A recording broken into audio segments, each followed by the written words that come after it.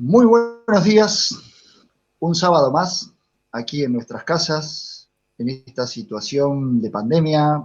No sé si terminó, si empezó, ya no sé nada de todo esto. Pero bueno, aquí estoy yo. Mi nombre es Walter Buceta, los saludos a todos aquellos que nos van a seguir en este programa que se llama El Ventiluz. Ventilando Luz. El señor Gordon Freeman lo bautizó tal y nosotros recibimos el bautismo. Mis amigos, el señor Jonathan Sain, ¿cómo le va? Johnny me parece que está congelado. Entonces voy a pasar a saludar al señor Raúl Ibáñez. Raúl, ¿cómo le va? ¿Qué tal? Buen día. Bien, Walter, bien. Ahí parece que revivió Johnny.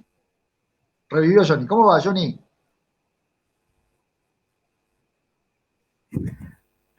Andamos acá con las conexiones, bueno, buenas, ¿cómo va? Bueno, ustedes saben que nosotros, tres mosqueteros locos, agarramos un texto de la Biblia. En realidad no es que lo agarramos, sino que lo leemos y hacemos de nuestra línea editorial de ver quién es Dios y quiénes somos nosotros, o quiénes eran los que estaban en aquel momento, y hablamos desde lo subjetivo y desde lo objetivo que tiene el texto, y vamos elucubrando, tirando nuestras ideas, nuestras interpretaciones, y tratamos de traerlo a esta actualidad. O simplemente remitir a lo que pasó. Y así elucubramos pensamientos y tratamos de descubrir cómo nos trata Dios desde los tiempos. Y bueno, vamos a estar por el texto de Juan 4 y voy a pedirle al señor Raúl Ibáñez, que es el anciano de este trío. No, perdón, no. El hombre Experimentado. El hombre experimentado. El hombre experimentado. Muy bien, Johnny. Además reconozcamos que es el estudioso, ¿no? O sea, él Sí, es el que lee, sí. estudia, dedica, investiga, no sé qué, y nosotros somos los que desde un lugar más de la ignorancia y de la cotidianeidad venimos casi atrevidamente a intentar a veces refutarle o agregarle información a todo lo que él estudió, ¿viste? Como ese atrevimiento de la ignorancia. Pero bueno, él es muy Sí, generoso sí. y nos lo permite también, así que... Sí, así es, Johnny, así es. Ahora Bueno, está... Raúl. Apagó la pantalla, Raúl. Apagaste la cámara, Raulito. Yo no toqué nada, ¿eh? No, está bien, ahí No. volviste. Volviste. Ahí está. Bueno, Ah, está Bueno, intermitente la cámara, bien, no importa. y puede ser la señal que va y viene. No va y importa. viene, sí. Bueno, arrancamos con los pasajes. Dele. Bueno, esto es Juan 4, dice, cuando pues el Señor entendió que los fariseos habían oído decir, Jesús hace y bautiza más discípulos que Juan, aunque Jesús no bautizaba, sino sus discípulos, salió de Judea y se fue otra vez a Galilea. Y le era necesario pasar por Samaria. Vino pues a una ciudad de Samaria llamada Sicar, junto a la heredad de Jacob, junto a la heredad que Jacob dio a su hijo José, y estaba allí el pozo de Jacob. Entonces Jesús, cansado del camino, se sentó así junto al pozo, y era como la hora sexta.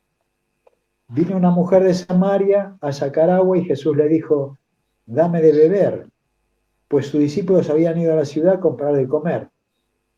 La mujer samaritana le dijo, ¿cómo tú, siendo judío, me pides a mí de beber, que soy mujer samaritana? Porque judíos y samaritanos no se tratan entre sí. Respondió Jesús y le dijo, si conocieres el don de Dios, ¿y quién es el que te dice, dame de beber? Tú le pedirías y él te daría agua viva. La mujer le dijo, Señor, no tienes con qué sacarla, y el pozo es hondo. ¿De dónde pues tienes el agua viva? ¿Acaso eres tú mayor que nuestro padre Jacob, que nos dio de este pozo del cual bebieron él, sus hijos y su ganado? Respondió Jesús y le dijo, cualquiera que bebiere de esta agua volverá a tener sed, mas el que bebiere del agua que yo le daré no tendrá sed jamás, sino que el agua que yo le daré será en él una fuente de agua que salte para vida eterna.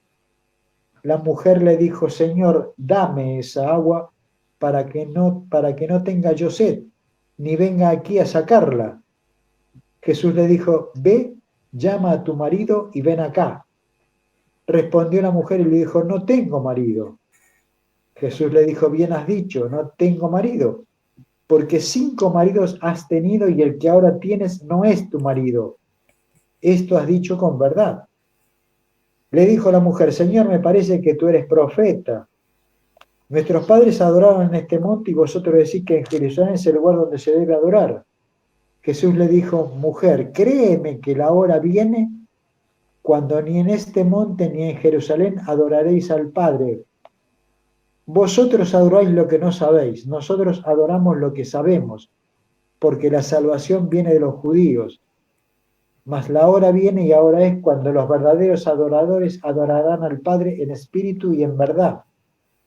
Porque también el Padre tales adoradores busca que le adoren. Dios es espíritu y los que le adoran en espíritu y en verdad es necesario que le adoren. Le dijo la mujer, sé que ha de venir el Mesías, llamado el Cristo. Cuando Él venga nos declarará todas las cosas. Jesús le dijo, yo soy el que habla contigo. En esto vinieron sus discípulos y se maravillaron de que hablaba con una mujer. Sin embargo, ninguno dijo qué preguntas o qué hablas con ella. Entonces la mujer dejó su cántaro y fue a la ciudad y dijo a los hombres, venid, ved a un hombre que me ha dicho todo cuanto he hecho. ¿No será este el Cristo?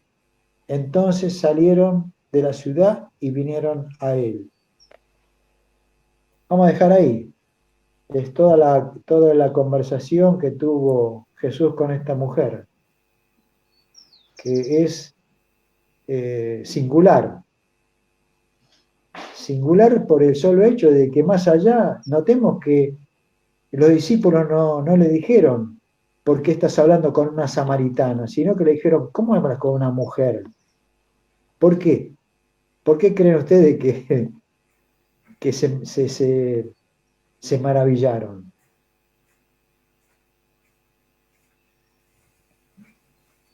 Yo creo que voy a arriesgar una, ¿viste?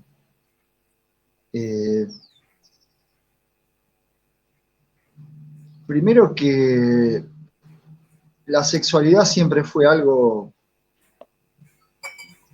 bastante complicado dentro de la religiosidad.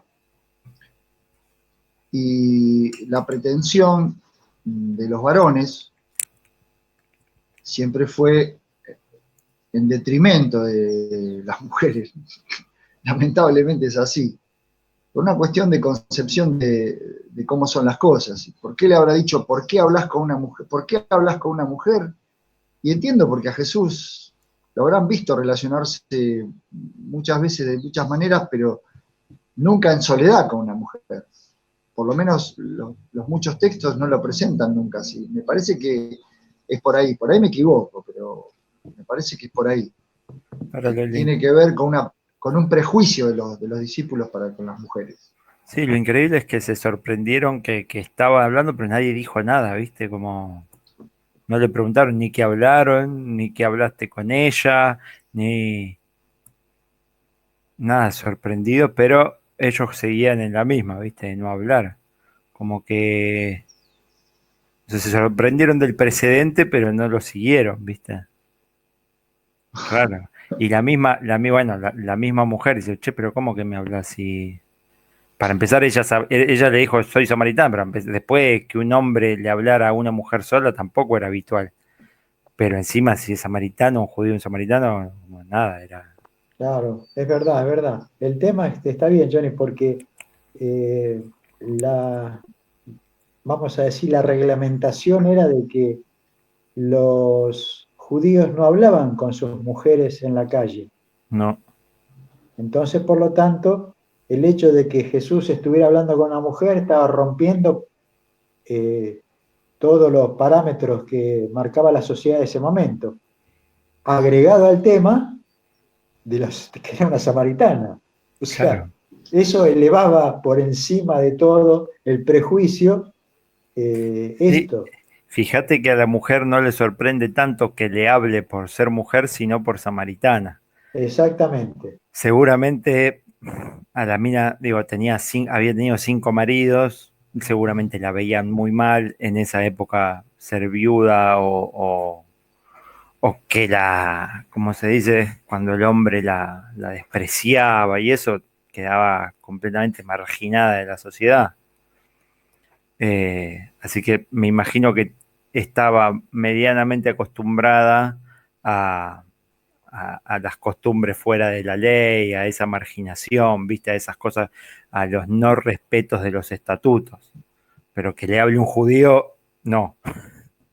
O sea, peor todavía. Eso es lo Claro. maravilloso, ¿no? De que el Señor ahí rompe todas las barreras, podemos llamarle ideológicas, Sí, las eh, costumbres. costumbres, pero creo que estaba cumpliendo exactamente lo que él había dicho cuando comenzó su ministerio, que él dijo que venía a predicar el Evangelio del Reino de Dios.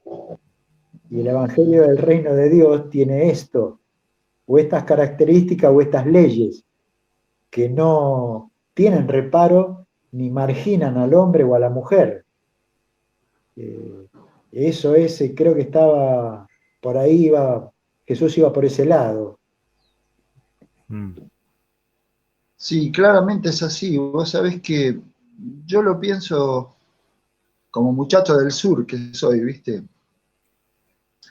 Porque siempre que hice, bueno, cuando estudié teatro y esto y lo otro, y en el arte, el norte pareciera, si vos sos de Palermo, de Belgrano, pareciera como que es mejor, ¿viste? Yo lo pienso en estos términos, más allá de los datos históricos que vos diste, que fueron muy interesantes, Raúl, la otra vez, cuando decías que uno de los lugartenientes de Carlomagno había hecho estragos con los samaritanos. Y supongo que los judíos se habrán hecho los cómplices o los bobos al respecto de esto, porque habrá hecho bastante daño este hombre, ¿no? Con los samaritanos. Y supongo que los samaritanos habrán hecho una resistencia de características lugareñas, nacionalistas, llámala como quiera. Y un poco pasa, viste, con esto que estoy diciendo, por ahí lo traigo caprichosamente a esta historia, ¿no? Pero siempre sentí que la gente del sur, por tener una pertenencia obrera, si querés, desde el punto de vista clasista, la gente del norte se cree como más calificada. Pasa también en la Italia, en los países, viste, En el mundo entero pasa.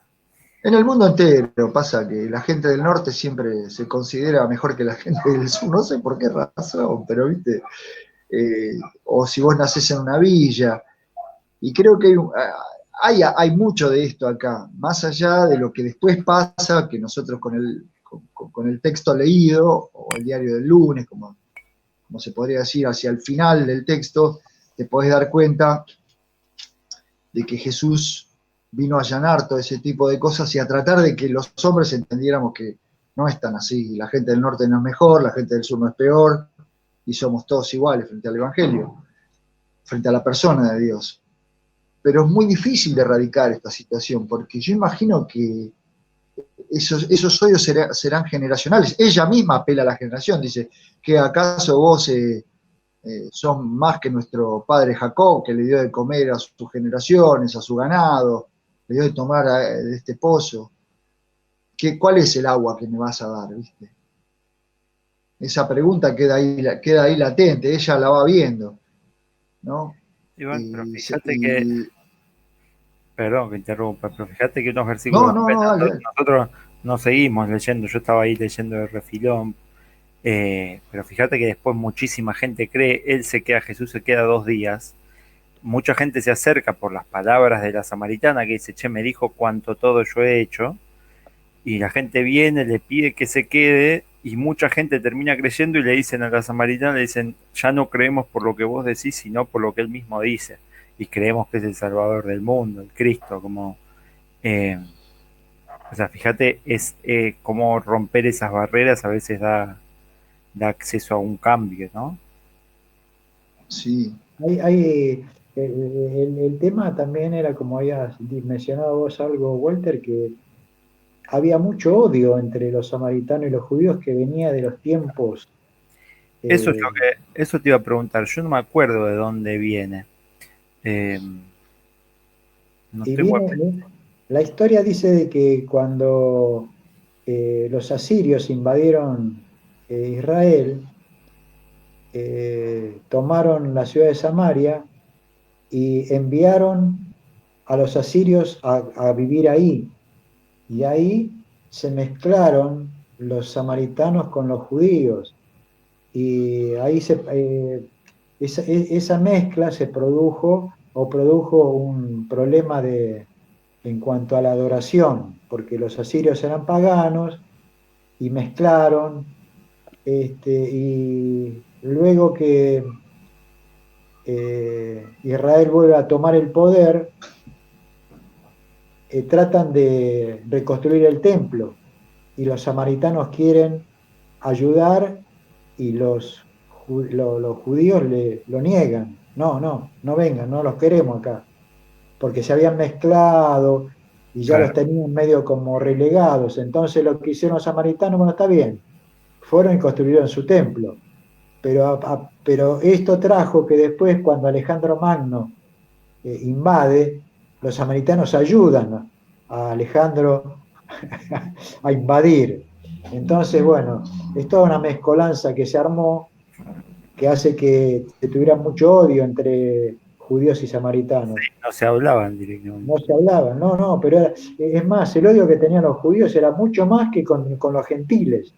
O Sí. sea, no comerciaban, si compraban, compraban la uva, pero no compraban el vino hecho porque decía que si lo hacían ellos estaba impuro. Ahí le habían tocado las manos de los samaritanos. O sea, Yo una locura. cuando mencionamos este texto me acordaba de una vez cuando con nuestro amigo afinado Alejandro Barrenti, en un programa también, charlamos sobre la historia conocida como el buen samaritano, ¿no? Como, y él me acuerdo porque él, digamos, sabía muchísimo la historia, conocía muchísimo la historia y esto que yo me olvido, él se acordaba de todas las historias. Eh, Me acuerdo que lo primero que nos llamó la atención justamente fue ese nombre. Es decir, ¿quién le habrá puesto el título este, ¿no? Cómo uno viene de esas costumbres, justamente cómo esta historia empieza a calar, porque el título a las historias bíblicas, el título se lo ponen, no sé cuántos años después de las escrituras. Entonces, nada, esa misma pica, si querés, que había entre los pueblos, eh, sobrevivió y se mantuvo hasta que la misma persona le pone el título, porque ponerle el buen samaritano significa que el resto no eran buenos, ¿viste? Como decir, che, pero esta historia la escribieron, el título no lo puso el que escribió, o sea, los que escribieron los evangelios no ponían títulos. Sin embargo, esa misma creencia se sostuvo hasta la época en la que la Biblia le ponen los títulos, que no sé cuántos años después fue. Después. Claro, entonces esa misma, es terrible como esas costumbres y esas historias más internas, ¿viste? Más pueblerinas, si querés, se sostienen y generan un montón de entramado que es muy, muy difícil ver a veces, bueno, a menos que tenga el estudio que tiene Raulito o que tenía Ale, ¿no? Como hay una riqueza ahí en el fondo de todas estas historias que a veces no llegamos a percibir. Sí, porque, viste, los textos tienen como subtextos, viste, Claro, es así. Eh, y en este caso, que Jesús, vos sabés que a mí me sorprende, viste, porque me sorprende lo que pasa, la pueblada, viste, de que salga toda la gente, que la mujer salga a decir, mirá, vino este que primero crea que es profeta. Bueno, el otro día cuando veíamos en Juan 9 pasa un poco, ¿viste? Pasa un poco eso con nosotros cuando conocemos a Jesús, ¿viste? De esa cosa de indagar, indagar a ver si ese es el que si ese es el que nosotros buscábamos y si es ese el que es enviado. ¿Viste? Son como dos instancias que la mente tiene, ¿no? Qué sé yo, por ejemplo, hay un hecho en la Biblia, no sé si ustedes lo recuerdan, que Jesús sana a un ciego y el tipo y le pregunta, ¿cómo ves? Y el tipo dice, ve a los hombres como árboles. No sé si lo recuerdan. Sí. Y Jesús hace un segundo sanamiento y le dice, ahora sí, ahora veo bien. Bueno, eso creo que nos pasa a todos, ¿viste? Nosotros primero vemos a Jesús como un sanador, como un curador, como un médico, como un profeta, como un mago, como un agorero, como un rey, como el león de Judá, menos como el salvador de todas las maneras. Ahora, cuando el Señor se revela como salvador, aparece esa libertad de decirle a todos, ¿viste? Esta mujer sale corriendo y dice, vino el Mesías, y entonces todos los otros vienen, lo que dijiste vos, Johnny, recién, todos los otros vienen y dicen, vos nos contaste, pero ahora que lo vemos y lo escuchamos, ahora sabemos que este es el Mesías. Bueno, y ese punto, como Jesús va, o sea, están de pasando, sí, pero él le habla y genera eso. O sea, y él mismo le dice, sí, bueno, del agua que yo les diere no tendrá sed jamás, y se queda a comer, y hace que un montón crean. Rompe con esa marginalidad que había de los judíos para con los samaritanos. Digo, eso es, él sabía, y fíjate que los samaritanos estaban esperando el Mesías también. O sea, ahí también hay todo un entramado por detrás de la historia, ¿no? Sí, justamente dice que cuando comenzamos a leer este texto, dice que salió de Judea y se fue otra vez a Galilea. Y le era necesario pasar por Samaria, Claro. porque de hecho los judíos, no, o sea, cuando salían de Judea, no iban por Samaria para llegar a Galilea, sino que daban toda la vuelta. Y él entra a Samaria o va por ahí. Pero como dije al principio, ahora que vos nombraste lo del tema del buen samaritano, la parábola esta del buen samaritano, Jesús dice, eh, lo estaba buscando, dice, pero un samaritano que iba de camino vino cerca a él, o sea, Jesús lo pone como ejemplo. Sí, Y sí. eso no era muy bueno para los judíos, porque ya te digo, como tenían una gran odio sobre ellos, Claro. y lo interesante es esto, que Jesús, como vino a mostrar el reino de los cielos, y el reino de los cielos no es eso, es justamente lo que él estaba mostrando, cómo es Dios, que Dios no hace acepción de personas. Claro. Sí, sí. Eh, Fíjate que en ambas situaciones, tanto en la de El Buen Samaritano como en esta, él rompe con esa costumbre a propósito. Él pone, o sea, va y transgrede ese límite, adrede, como entra al pueblo, le habla a la mujer que no le tenía que hablar, le pide agua, le dice que vaya a buscar al marido, como todas las que puede. Y en el otro caso pone a un samaritano en un lugar donde, y fíjate que yo me acuerdo de eso también, lo charlábamos con Ale, fíjate que Jesús no llama al buen samaritano en ningún momento, no lo adjetiva. El adjetivo ese se lo pone a alguien que todavía no había entendido la historia del samaritano, todavía no había entendido lo que Jesús había hecho. Digamos. Quiere poner un título que suene, pero no entendió la historia, no había entendido todavía lo que Jesús fue a hacer. ¿Qué es lo que estaba haciendo Jesús? Sí, sí. Claro. De hecho, como venimos hablando, realmente es extraordinario el- la persona de Jesús. Es extraordinario en el sentido de que eh, rompe todos los parámetros, todos los esquemas, todo lo que sea, todo lo religioso, porque los samaritanos, bien vos dijiste, ellos esperaban al Mesías porque ellos leían los 4 libros del Pentateuco, lo leían, los demás libros de los profetas no lo tenían en cuenta, pero ellos sí, por eso que sabían y esperaban al Mesías. Eh, entonces, Jesús lo que hace con esta mujer, usa como de conexión para que ella pueda llevar adelante, eh, la obra de la predicación, decir, mira, acá está Jesús, yo lo encontré, al Mesías, estuve con él, estuve hablando. Sí, Ella tuvo su experiencia personal. y no, todavía no entramos en eso, ¿no? ¿Por qué le habla a ella? Como no le habla a un hombre de camino, a alguien de los samaritanos respetados, nada. A una mujer que iba a buscar agua, que había tenido 5 maridos. Esa, esa, Era una marginal, ah, porque justamente las mujeres no iban a esa hora. Evidentemente ella fue a esa hora para evadir o escapar de los ojos. Eh, entonces, es extraordinario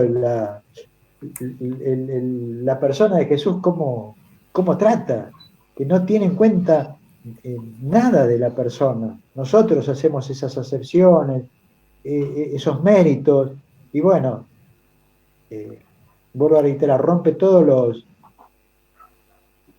los parámetros, sí, las tradiciones. tradiciones, Tradición. tradiciones. Sí.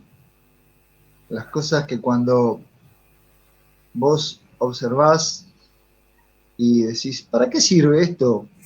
Y la verdad que para nada. Molestas eso, pero es así. Por eso la gente eh, no se da cuenta, pero no entra en un camino de cultivar, odiar al otro eh, por su condición, ¿no? Por eso la gente odia tanto a los pobres, porque odia su pobreza y no se da cuenta, entonces empieza a cultivar en su espíritu una actitud que no quiere ver en sí mismo y en el otro es mucho más fácil verla y destruirla. La gente odia a los pobres de una manera casi natural, ¿viste? Y manifiesta su odio, y es doloroso, pero es así. Y las Sí, tradiciones disfrazan todo eso. Si vos, qué sé yo, uno mira, voy a ser caprichoso en lo que digo, qué sé yo, pienso en el Gadareno, ¿no? Un tipo que vivía en el cementerio, todo el mundo le tenía terror, eh, no sé, el texto dice que comía de los muertos. Entonces imagínate encontrártelo a ese tipo. Que Dios lo haya curado, limpiado, sanado, y a vos te digan, mirá que este está limpio, está curado, está sanado. Y vos decís, este ciruja, ¿qué va a estar? Este loco, oiga, está sanado, este loco. Es muy, entonces quiebra, rompe con todo. Por más que vos vayas a la iglesia y digas, no, tenés que ser bueno con todo, tenés que mirarlos con amor, con misericordia, y es imposible, ¿viste? es Que que el ser lo pueda ver así. Pero Jesús tiene ese arte, desactiva la bomba de una manera, ¡pic! Es que justamente me parece que Y pasa, justamente me parece que pasa porque no se plantea como un deber. Pero yo no creo en que eso sea solamente natural. Claro, no quiero entrar en el debate, ¿no? Si es o no es, no, pero digo, no es solo natural. De hecho, hay un autor, hay un video por ahí que plantea un nuevo término que describe eso, el odio hacia los pobres, como una forma de racismo, si querés. Pero que una está, construcción, decís sí, una vos, construcción social histórica, justamente que viene son esos valores, esto que decís vos. Ahí aparecen valores que nosotros no llegamos a veces a percibir en las distintas cosas, esos sentidos que se van construyendo socialmente y que no nos damos cuenta y que terminan repercutiendo en esto, ¿no? En el transcurso de la historia con estas cualidades donde de repente la pobreza es un desvalor, llamémosle. También la riqueza, o hay virtud en el status quo, donde se construye todo una cosa que no es natural, es construida, por lo menos en gran parte. Eh, Jesús tenía esa habilidad de poder percibir esos sentidos de fondo, ¿viste? Como, y no por eso no estar, no haber nacido de un repollo, ¿viste? No estar en un limbo. Poder poner los pies en la tierra, pero poder percibir cuáles eran los valores y por dónde estaban los caminos de esa construcción. esa construcción que marginaba permanentemente. Y ir en contra completamente, como cruzar todas esas barreras. Meterse algunas veces, lo que venimos charlando, ¿no? Generar conflictos a veces en algunos lados, esquivarle a otros, saber, bueno, saber llevar ese discipulado adelante, pero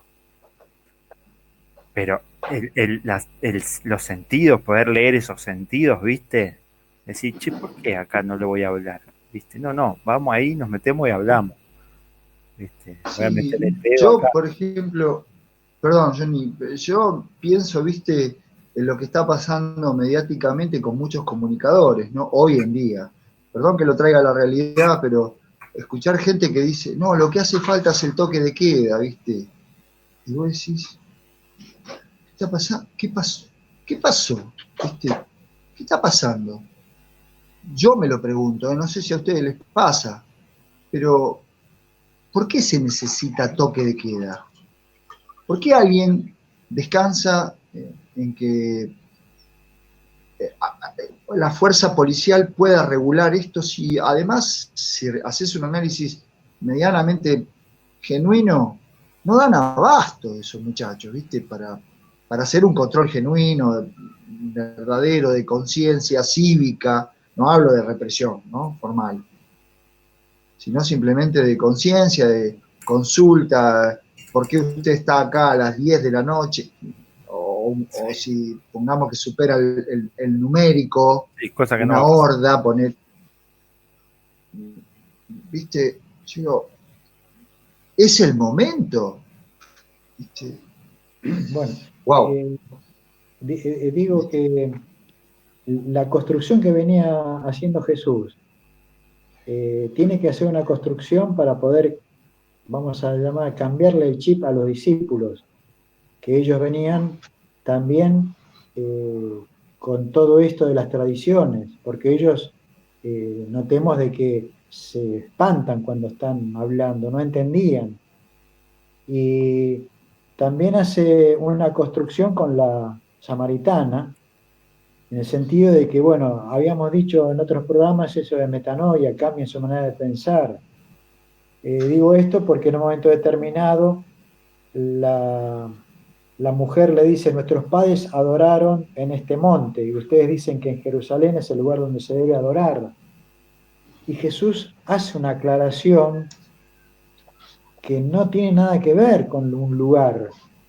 O sea, Jesús estaba exponiendo, vuelvo a reiterar, lo que es el reino de los cielos, que estaba totalmente tergiversado en la cabeza de los religiosos y había sido puesta en la cabeza de las personas, del común, como en el caso de esta mujer. Porque Jesús le dice, mujer, créeme que la hora viene cuando ni en este monte ni en Jerusalén adoraréis al Padre. Le estaba abriendo la cabeza cómo era el tema de la adoración, que no Uh-huh. estaba claro ni en los judíos, ni en los samaritanos, ni en los gentiles, ni en nadie. Sí, eso también desde nosotros eh, podemos estimular a que la persona haga una construcción genuina de la adoración, porque en realidad es un acto de fe. Con la mayoría de gente, a veces haces contacto sobre al respecto. Por supuesto que la voluntad inicial de la persona de que si cree o no cree en Dios, que si no el cierre es obvio, es evidente. El que no cree, viste, que te va a decir, ¿qué adorar? ¿Adorar a quién? ¿Y adorar para qué? ¿No? Pero la gente, por lo que va sucediendo, por lo que va teniendo en cuenta lo que pasa con los templos, en las iglesias, en las comunidades religiosas, de todo tipo, se va desencantando y eso lo lleva en su comunión con Dios a tener una relación íntima y es extraño, ¿viste? Lo que pasa, pero va pasando eso, porque Dios se ha hecho cargo de cada uno de nosotros. Eso es así. Y ahí lo confirma. Lo que pasa es que en nosotros adorar también es una construcción que no sé si hay que deconstruirlo o no, pero viste, la gente tiene hay que ir a la iglesia, hay que ir al templo. Hoy hablaba con un hermano de muchos años y él me decía, yo veo en YouTube un fulanito, un muchacho que hace un programa los sábados y yo asisto porque él habla bien y qué sé yo. Y yo le decía, pero vos hablás con Dios además de, en comunidad, además de. Y no es una cosa fácil de creer y de entender, ¿no? O de aplicar. Yo creo que ustedes, mis hermanos, Johnny, vos, Raúl, y aquellos que nos escuchan, nos estimulemos a que nosotros confiemos en Dios por hablar, porque yo creo que también la relación genera un antecedente. ¿Viste? Dios no nos deja en banda al respecto de eso. Hay una garantía por parte de Él que es eterna en cuanto a la relación personal, y yo creo que es así. Con la samaritana hace eso Jesús. Fíjate que Le está diciendo, mirá, el ok es que vos hables con papá. Bueno, creo que a los discípulos se lo dice. A mí me ama, a ustedes los ama. déjame que te frene ¿No? ahí para ver una cosita. Me gustaría saber qué piensan, a ver si hay algo por acá a desenredar, si se puede decir, si no. Fíjate que él le dice en el 23, mas la hora viene y ahora es cuando los verdaderos adoradores adorarán al Padre en espíritu y en verdad, porque también el Padre tales adoradores busca que le adoren. Dios es espíritu, y los que le adoran en espíritu y en verdad es necesario que adoren. Y la mujer le dijo, sé que ha de venir el Mesías llamado el Cristo, cuando Él venga nos declarará todas las cosas. Esa parte se enreda un poco el diálogo, ¿no? El diálogo reescrito además, porque ahí estaba Jesús y la samaritana. ¿Qué es esto de Dios es espíritu y los que le adoran en espíritu y en verdad es necesario que le adoren? ¿Qué piensan? Los estoy metiendo en un brete. No sé, a mí, yo viste que como soy, por ahí Raúl no coincide conmigo, no sé, digo, qué sé yo, por ahí sí, por ahí no, él como va Decir lo más que al vos escrito pensás. está, claro, por supuesto, sí, pero uno tiene esa cosa del pastorado, viste, pastor, por favor diga que sí a lo que yo hablo. Eh, no, ¿sabes qué pienso? Pienso en Caín llevando la ofrenda, viste, en espíritu y en verdad. Y cuando Dios le dijo, mira, esto yo no pedí, Claro. esto es algo material, pero yo en espíritu no te perdí esto, así que lo que vos trajiste materialmente no sirve para nada. No te acepto ni a vos ni a la ofrenda. Ni a la ofrenda ni a vos. Y el tipo se puso loco, ¿viste? Se chifló. Sí, en realidad no se Y chifló, mostró el espíritu con que había llevado la ofrenda. Lo que pasó fue eso, mostró el espíritu bueno, con el que había llevado la ofrenda, ese era el espíritu de la ofrenda. pues entonces, ¿viste? Las cosas no son tan de lo material y de lo espiritual, porque hay ahí como un enriedo. Creo que ahí se enrieda el texto, ¿entendés?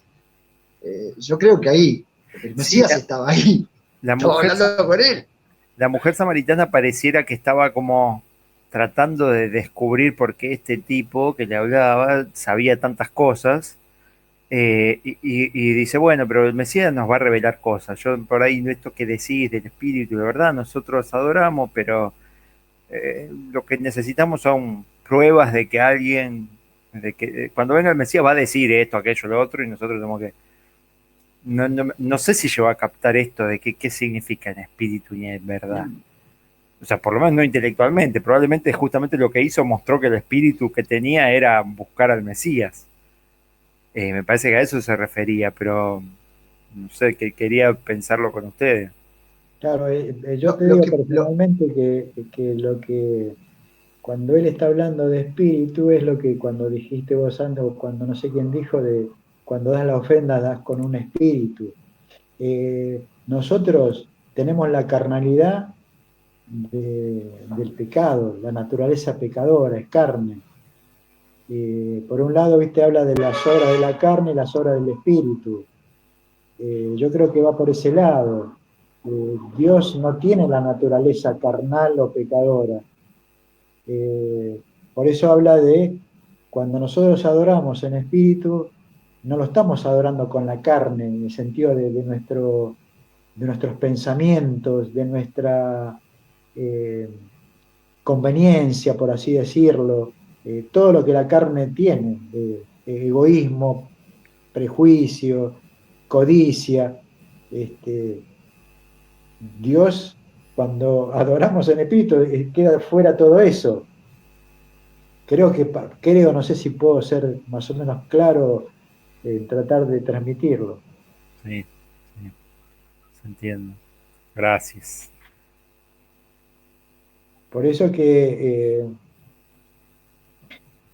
pienso de que acá la mujer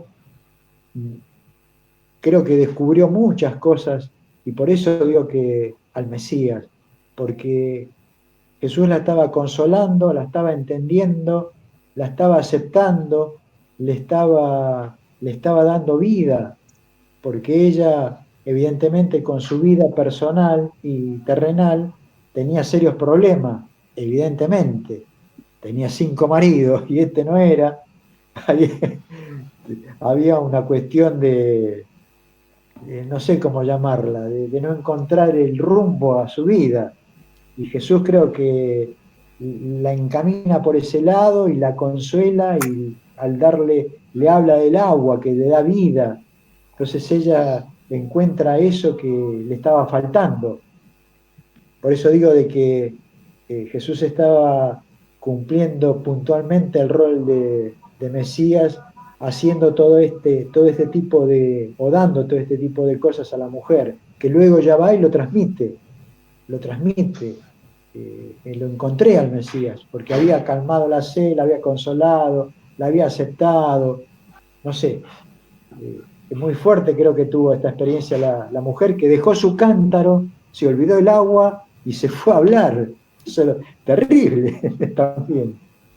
Había venido a buscar agua material, y dejó todo, se olvidó. Lo que pasa es que, a ver, yo voy a entrar en un terreno en el que yo no sé si van a estar de acuerdo o no, pero cuando uno empieza a satisfacer los deseos, y hablo de deseo, de la compulsión del deseo, de lo que cuando vos deseas algo, qué sé yo, no sé, lo que quieres, y lo llevas a cabo, te das cuenta que en el cumplimiento de tu deseo, en términos espirituales y materiales, una vez que terminó el deseo, una vez que lo consumaste, decís, y esto era.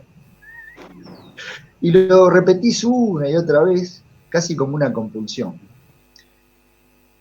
Pero cuando estás libre, cuando lo que me parece, y esto lo digo por ignorancia, no por otra cosa, lo que Jesús hace es desactiva esa bomba y vos decís, wow, soy libre de todo esto, y aún cuando la compulsión del deseo nuevamente se despierta, yo soy libre, más allá de que, porque el perdón, cuando encontrás al Salvador, al Perdonador, pues decís, chao, más nada.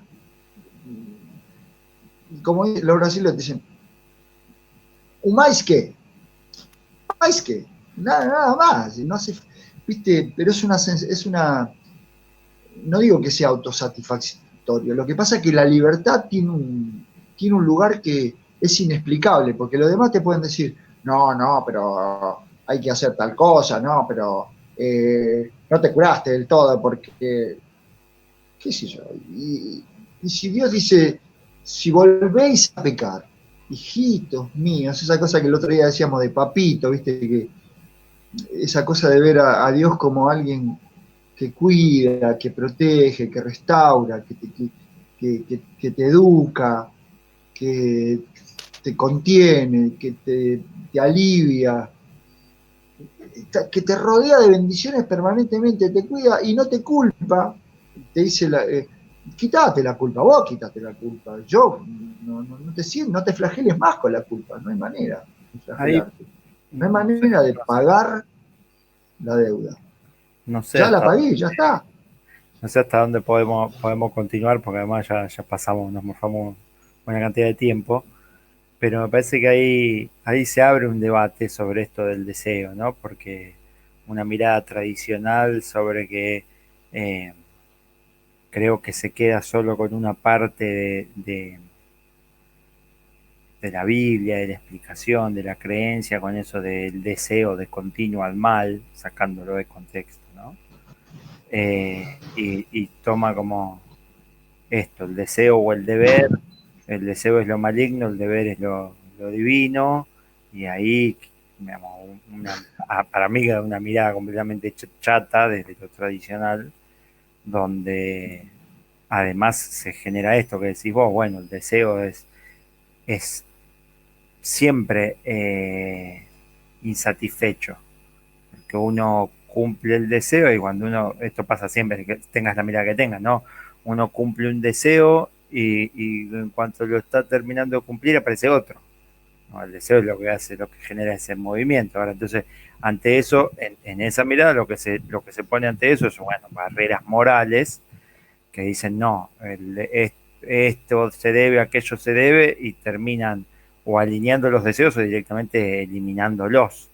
Yo no creo que vaya por ese lado. De hecho, cuando Pablo le pide a Dios que le quite el aguijón en la carne, le dice, hago el mal que no quiero. Pero me parece que la descripción merece un poco más de complejidad, lo podemos charlar, me parece, porque justamente hay una competencia de deseos, hay toda una construcción que va mucho más allá de lo moral también. Entonces, y ahí es donde yo digo, Jesús en ese sentido simplifica un montón, porque va a las costumbres y no apela a los deberes, no apelaba a los deberes de los discípulos. Cuando discutía con los fariseos y les decía, bueno, ustedes dicen esto, aquello, estos son los estatutos y sin embargo están mal, porque acá hay otros estatutos, porque lo que digamos, la prédica del mensaje no tiene que ver con un deber, sino con el amor, que viene del lado del deseo. Entonces, no apela a que cumplan mejores deberes, apela justamente a un espíritu verdadero. Un espíritu verdadero nace de un sentimiento verdadero y no de una convicción del deber. Es como no hay forma de adorar en espíritu y en verdad a partir de un mandato, a partir de un deber. No. Es solo a partir del amor, es solo a partir de una revelación y del amor que Jesús le brindó, por ejemplo, a la samaritana. Fue, le habló, la entendió, la contuvo, no la juzgó por su historia, le ofreció la vida eterna, como generó. Le ofreció agua de vida. Claro, y generó en ello un espíritu un espíritu verdadero, una adoración en espíritu y en verdad. Ella fue y le contó al resto, y el resto le creyó, sí, siendo ella sí, una mujer completamente marginada, hasta para los samaritanos. El resto le creyó y fue como, bueno, vamos a ver qué dice esta, porque le creemos hasta ahí, y bueno, y después, no, te creíamos ahora porque nosotros lo vemos, no por lo que vos dijiste. Claro, pues lo interesante es, como decís vos, es que justamente Jesús no le dijo, andá y contalo. Claro. No dijo eso. La mujer el fue... espíritu de libertad, eso, Raúl, eso es hermoso, es verdad. Había sido que encontró satisfecha su alma, su corazón, y fue y contó la experiencia que había vivido y que evidentemente, porque notemos que dice que ella va y les habla a los samaritanos. Ahora, como dijiste vos, esta mujer que era marginada, en ese momento ya ni pensó quién era, o su currículo ni fue y lo alargó de una. Ella se va cuando llegan los discípulos, que habían ido a comprar comida, a buscar comida. Sí. Imagínate cuando viene la gente que llama a la mujer samaritana y ve un montón de judíos. Yo en ese momento de, che, acá qué pasó, ¿viste? ¿Qué pasó acá? Es más, dice que se quedó 2 días Jesús ahí. Claro. 2 días y, bueno, hizo esta gran obra de libertad. Es tanto la obra que estaba haciendo en el hombre, y la estaba haciendo con los samaritanos. Claro. que no eran el pueblo de Israel, o por lo menos estaban marginados del pueblo de Israel. Creo que como dije al principio, él vino, dijo, arrepentidos porque el reino de los cielos está acá, se ha acercado. Y esa metanoia de que cambien su manera de pensar, él ayudó y dio para que cambiara, porque estaba todo tergiversado el carácter de Dios. Hizo una obra maravillosa allí en Samaria, y con alguien que no merecía el perdón de Dios, mirado desde la parte de los hombres, ¿no? Por supuesto. Estaba casada con 5 hombres, te puedo imaginar, la religiosidad, chau. Claro. Bueno, estamos terminando ya, ¿no? Da para más todavía, Sí, da para seguir sacando cosas, muchas riquezas de esto, de este hecho de Jesús y la mujer samaritana. En el próximo capítulo. hasta el Seguiremos en el próximo próximo. capítulo. Sí, gracias, gracias, sí. No, gracias a ustedes, amigos. Los saludo aquí el Ventiluz. Che, Y y bueno, los sí, comentarios, el botón suscribirse, déjenos comentarios, mensajes, esas cosas que vamos a leer. Claro, ahí decía que, el productor Gordon Freeman decía que hay que, cuando entramos en YouTube al Ventiluz hay que suscribirse para que Sí, puedan tener el video ya ahí a disposición, porque si no, no se encuentra. Y después, como dijimos, como ustedes dijeron, partir los comentarios y dejar los comentarios para poder seguir avanzando en esto que hemos llamado el Ventiluz. ¿Cómo es, Walter? ventilando luz. Ventilando luz. Señores, estamos tratando, la ventana parece chiquitita, pero no se crean, ¿eh? Acá vamos a ventilar luz y ustedes van a poder ver qué difíciles que somos nosotros y qué lindo que es Dios. Nos vemos. Los Buenas quiero mucho, tardes. Johnny. Chao, Raúl. Chau, chau. Chao, chao, gordo. Hasta la próxima. Hasta que venga la mujer esta que diga, recording now, stop.